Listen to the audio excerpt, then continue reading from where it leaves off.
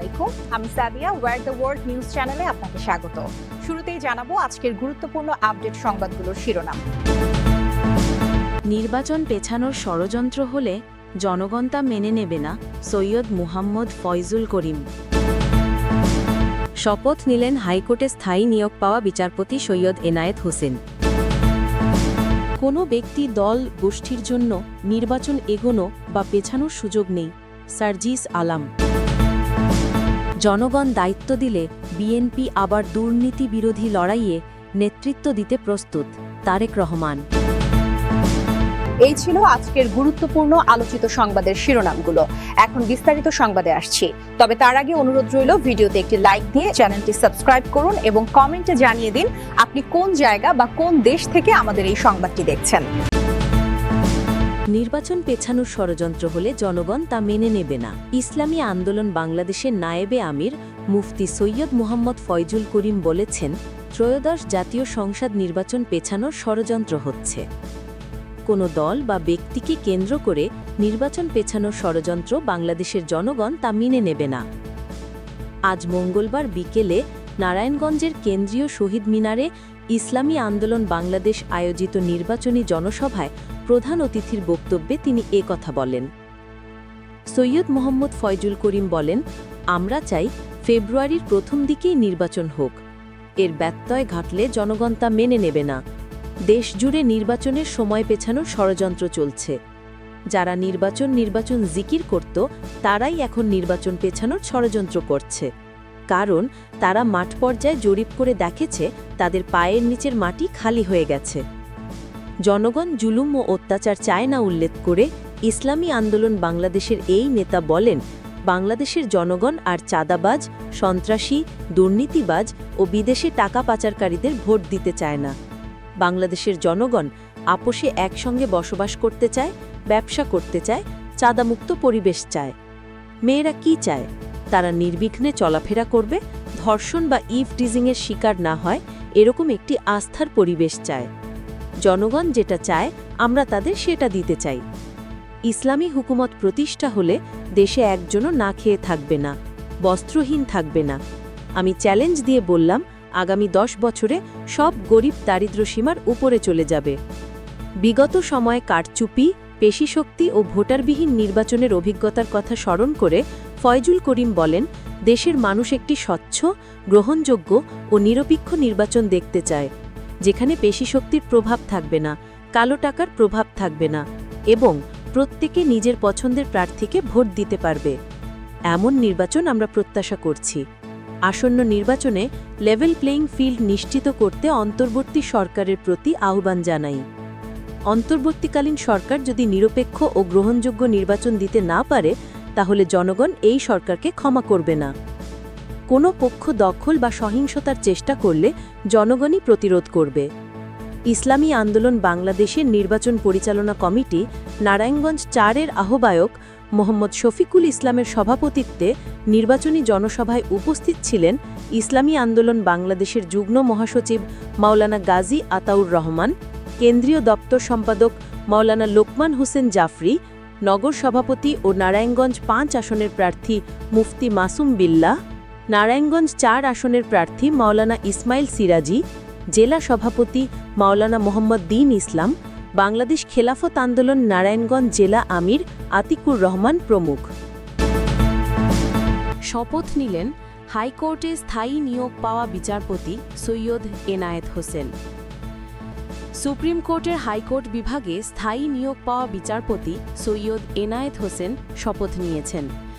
প্রধান বিচারপতি সৈয়দ রেফাত আহমেদ আজ মঙ্গলবার বিকেল 4টায় তাঁকে শপথ বাক্য পাঠ করান। প্রধান বিচারপতির খাস কামরায় শপথ গ্রহণ অনুষ্ঠান হয়। অনুষ্ঠান সঞ্চালনা করেন সুপ্রিম কোর্টের registrar general Mohammad Habibur Rahman Siddiqui. Supreme কোর্টের গণসংযোগ কর্মকর্তা মোহাম্মদ শফিকুল ইসলাম এক সংবাদ বিজ্ঞপ্তিতে এসব তথ্য জানান। সংবাদ বিজ্ঞপ্তিতে আরও বলা হয়, অনুষ্ঠানে সুপ্রিম কোর্টের আপিল বিভাগের বিচারপতি, অ্যাটর্নি জেনারেল, সুপ্রিম কোর্ট আইনজীবী সমিতির সম্পাদক ও সুপ্রিম কোর্ট রেজিস্ট্রি কর্মকর্তারা উপস্থিত ছিলেন। এর আগে হাইকোর্ট বিভাগের অতিরিক্ত 22 বিচারপতিকে হাইকোর্ট বিভাগে স্থায়ী নিয়োগ ব্যয় অন্তর্বর্তী সরকার।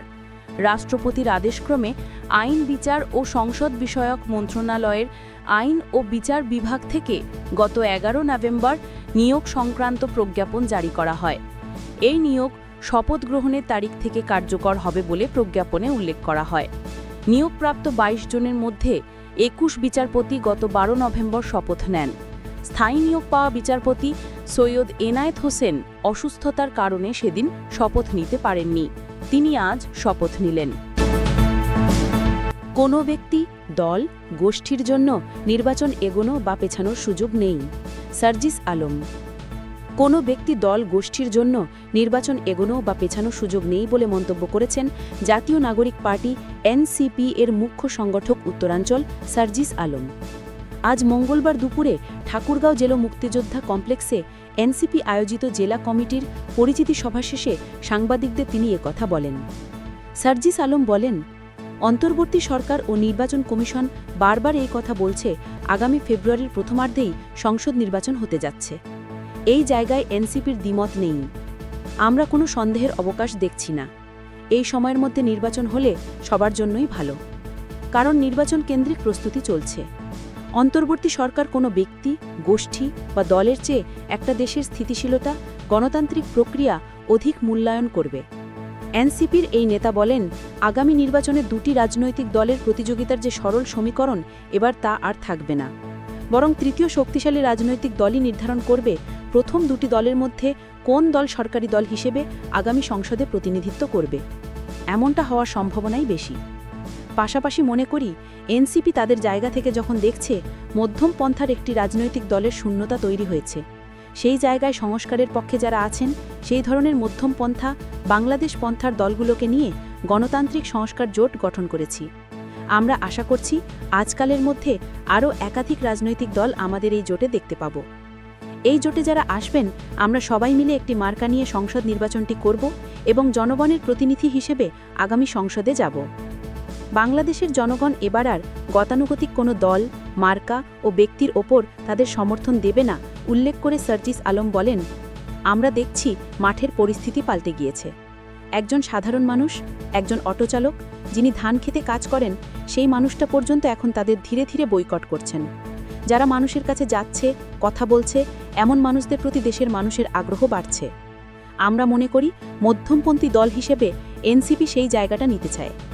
ধর্মভিত্তিক দলগুলোর কর্মকাণ্ড বিষয়ে সার্জিস আলম বলেন, আগামীর বাংলাদেশে কোনো নির্দিষ্ট ধর্মভিত্তিক দল তাদের যে আদর্শ তা যদি সব মানুষের উপর চাপিয়ে দেওয়ার চেষ্টা করে, তখন কিন্তু মানুষ সেই দল থেকে বিমুখ হবে।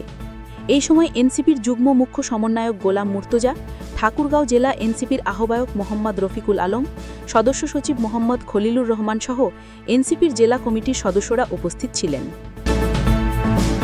জনগণ দায়িত্ব দিলে বিএনপি আবার দুর্নীতিবিরোধী লড়াইয়ে নেতৃত্ব দিতে প্রস্তুত। তারেক রহমান। বিএনপির ভারপ্রাপ্ত চেয়ারম্যান তারেক রহমান বলেছেন, দুর্নীতি লাখো মানুষের প্রতিদিনের জীবনকে দমবন্ধ করে ফেলেছে। বহু বছর অব্যবস্থাপনার পর দুর্নীতির বিরুদ্ধে লড়াই অবশ্যই কঠিন হবে, কিন্তু বাংলাদেশের ইতিহাসই প্রমাণ করে যখন সৎ নেতৃত্ব, শৃঙ্খলা ও জনগণের সমর্থন একসঙ্গে আসে, তখন পরিবর্তন অসম্ভব নয়। জনগণ যদি দায়িত্ব দেয়, বিএনপি আবার সেই লড়াইয়ে নেতৃত্ব দিতে প্রস্তুত। আজ মঙ্গলবার আন্তর্জাতিক দুর্নীতি বিরোধী দিবসে নিজের ভেরিফাইড ফেসবুক পেজে দেওয়া এক পোস্টে একথা বলেন। তিনি তার পোস্টে দুর্নীতির বিভিন্ন বিষয় তুলে ধরেন। পাশাপাশি ভবিষ্যতে রাষ্ট্রক্ষমতায় গেলে দুর্নীতির বিরুদ্ধে বিএনপি কী ধরনের পদক্ষেপ নেবে সে বিষয় নিয়েও লেখেন তিনি। বিএনপির ভারপ্রাপ্ত চেয়ারম্যান তার পোস্টে লিখেছেন, দুর্নীতি কিভাবে বাংলাদেশকে পঙ্গু করে দিচ্ছে তা বুঝতে দূরে যাওয়ার দরকার নেই। মেধার ভিত্তিতে চাকরি খুঁজতে বের হওয়া একজন গ্র্যাজুয়েটের সঙ্গে কথা বললেই বুঝবেন। মাসের পর মাস ধরে একটি সাধারণ সরকারি সেবা পেতে হিমশিম খাওয়া কৃষকের দিকে তাকান। হাসপাতালে গিয়ে এক তরুণের পরিবার কিভাবে ভোগান্তিতে পড়ে সেটা শুনুন, অথবা ব্যবসা বাঁচিয়ে রাখতে ঘুষ দিতে বাধ্য হওয়া উদ্যোক্তাদের ভোগান্তি দেখুন। দুর্নীতি লাখো মানুষের প্রতিদিনের জীবনকে দমবন্ধ করে ফেলেছে বলে উল্লেখ করেন তারেক রহমান। তিনি বলেন, খাবারের দাম কেন বাড়ে, স্কুলে ভালো পড়াশোনা কেন মেলে না, রাস্তায় কেন নিরাপত্তা নেই, সবকিছুর পেছনে সেই একই কারণ, দুর্নীতি। বাংলাদেশে দুর্নীতির বিরুদ্ধে লড়াই নতুন নয় বলে উল্লেখ করেন বিএনপির ভারপ্রাপ্ত চেয়ারম্যান। এ প্রসঙ্গে তিনি বলেন, এটা বহু যুগের আলোচনার বিষয়। আন্তর্জাতিক দুর্নীতি বিরোধী দিবস আমাদের সেই লড়াইয়ের কথা মনে করিয়ে দেয়, আর মনে করিয়ে দেয় সেই সময়টাও যখন বাংলাদেশ সত্যিকারের অগ্রগতি করেছিল। আর সেই সময়টা এসেছে মূলত বিএনপির আমলে। তারেক রহমান বলেন, রাষ্ট্রপতি জিয়াউর রহমান প্রশাসনে শৃঙ্খলা ফেরানো, পরিচ্ছন্ন সরকারি সেবা আর অর্থনীতিকে মুক্ত করার কাজে হাত দিয়েছিলেন, যা অনিয়ম, ক্ষমতার অপব্যবহার কমিয়ে দিয়েছিল। তারপর প্রধানমন্ত্রী খালেদা জিয়ার সময়ে সরকারি প্রতিষ্ঠানে আধুনিকায়ন শুরু হয়। নতুন ক্রয় নীতিমালা, কঠোর আর্থিক আইন, শক্তিশালী অডিট ব্যবস্থা আর স্বচ্ছ নজরদারি কার্যকর করা হয়। বিএনপির ভারপ্রাপ্ত চেয়ারম্যান বলেন, সবচেয়ে বড় পদক্ষেপ ছিল 2004 সালের দুদক গঠন। এটি এমন এক স্বাধীন কমিশন যেখানে সরকার চাইলে হস্তক্ষেপ করতে পারে না। বিশ্বব্যাংক, এডিবি সবাই বলেছিল এটি বাংলাদেশের জবাবদিহির বড় অগ্রগতি। তারেক রহমান বলেন, টিআইবির জরিপেও দেখা গেছে 2002 থেকে 2005 সালের মধ্যে পরিস্থিতির উন্নতি হয়েছে। মানুষ নিজেরাই বলেছে দুর্নীতি কমেছে। এটা কোনো গল্প নয়, এটা তখনকার সংস্কারের প্রমাণ। তারেক রহমান উল্লেখ করেন, বিএনপি ক্ষমতায় থাকাকালে বাজেট নিয়ন্ত্রণ, অডিট, ব্যাংকিং ও মানি লন্ডারিং বিরোধী আইন প্রণয়নের মাধ্যমে শক্তিশালী অর্থব্যবস্থা গড়ে তোলে। প্রতিযোগিতামূলক দরপত্র ও নিয়মের মধ্যে সরকারি স্বচ্ছ ক্রয় নীতি চালু করে, যা পরবর্তী সময়ে দেশের সবচেয়ে বড় স্বচ্ছতার আইনের ভিত্তি তৈরি করে। টেলিকম, মিডিয়া, বিমান পরিবহন খাতে উন্মুক্ত বাজার গড়ে তোলে, প্রতিযোগিতা বাড়ানো হয়, ফলে দুর্নীতি কমে, সাধারণ মানুষের সুযোগ বাড়ে। এছাড়া প্রশাসনের জটিলতা কমিয়ে এবং জবাবদিহি বাড়ানোর মাধ্যমে ক্ষমতার বিকেন্দ্রীকরণ করা হয়। বিএনপির ভারপ্রাপ্ত চেয়ারম্যান বলেন, এসব পদক্ষেপের মাধ্যমে দেশে এমন কিছু বড় পরিবর্তন ঘটেছে যার জন্য তার দল গর্ব করতে পারে।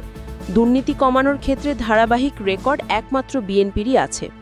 আগামী দিনে দুর্নীতির বিরুদ্ধে যুদ্ধ আরও শক্তভাবে চালাতে বিএনপির কিছু পরিকল্পনা তুলে ধরেন তারেক রহমান। সেগুলো হলো: ১. প্রতিষ্ঠানের স্বাধীনতা। আদালত, দুদক, নির্বাচন কমিশন, সরকারি সেবা কেউই যেন রাজনৈতিক চাপের মধ্যে না থাকে। ২. পুরোপুরি স্বচ্ছতা। উন্মুক্ত দরপত্র, সম্পদ বিবরণী, রিয়েল টাইম অডিট আর শক্তিশালী তথ্য অধিকার আইন। ৩. বিচার ও আইন শৃঙ্খলার সংস্কার। পেশাদার পুলিশিং, দ্রুত মামলা নিষ্পত্তি ও ডিজিটাল তথ্য প্রমাণ।